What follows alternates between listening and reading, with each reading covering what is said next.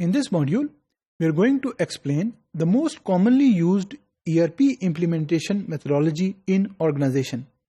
اب یاد رہے کہ SDLC provides guidelines for implementing ERP جس میں 5 phases ہیں starting from investigation, analysis, design, implementation and maintenance. تو companies can decide کہ انہوں نے ایک implementation plan کو یوز کرنا ہے یا کسی اور کو یوز کرنا ہے. تو اس ماڈیول کے اندر ہم ریویو کرتے ہیں کہ وہ کون کون سے most commonly used ERP methodology implementation methodologies ہیں. An ERP development life cycle provides a systematic approach similar to SDLC to implementing the ERP software in the changing but limited resource organizational environment. اب you might be thinking کہ وہ changing environment کیا ہے. For example, company کے اندر پہلے ایک ایسا system use ہو رہا تھا جو ڈفرنٹ ڈپارٹمنٹ سے انٹیگریٹڈ نہیں تھا, وچ مینس جو انفارمیشن فلو تھی from one department to another department نہیں ہو رہی تھی. By bringing in the ERP system you make sure کہ جو انفارمیشن فلو ہے from one department to another department easily consistently flow کرے گا.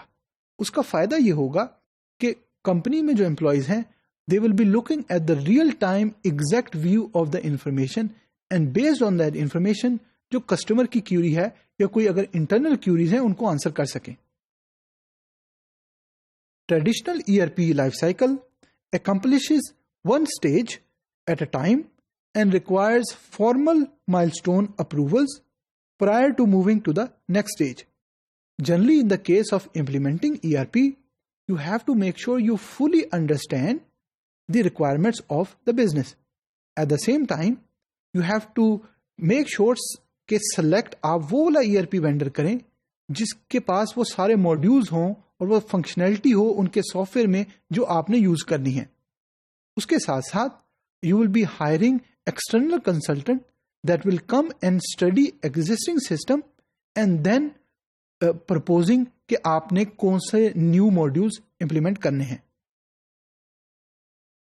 In rapid ERP life cycle, once a company commits to the implementation, employees are empowered to make the decision to keep the project moving forward.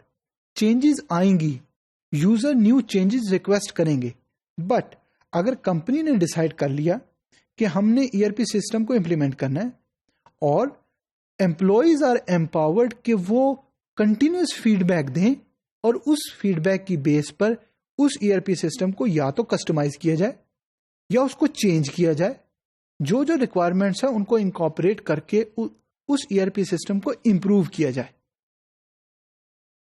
اب اس diagram کے اندر for example you have decided کہ آپ نے ERP system کو implement کرنا ہے, تو نیو سسٹم آئیڈیا اسٹارٹس. اگر آپ SDLC کے فیزز کو دیکھیں تو اس کے اندر the first phase is investigation جس میں پروڈکٹ کی یا سسٹم کی فیزیبلٹی دیکھی جائے گی. پہلا پروٹوٹائپ آپ نے کریٹ کیا, that is generally refer to as version 1.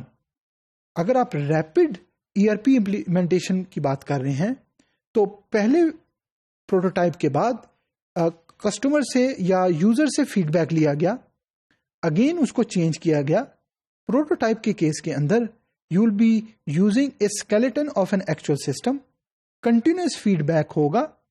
Version 1 create ہوا, فیڈ بیک ملا, ورژن 2 کریٹ ہوا and it goes on and on. Generally جب آپ چینجز لے کر آتے ہیں تو definitely there are many implication for the management, for the user and for the overall system. تو you have to make sure کہ جو نیو چینجز آ رہی ہیں ان کو انکارپوریٹ کیا جائے اور یوزر کو وہ سسٹم اس طریقے سے پریزنٹ کیا جائے تاکہ ان سے ان کے کام میں بہتری آئے, نہ کہ وہ پرابلمز آئیں جن کو وہ ہینڈل نہیں کر سکتے.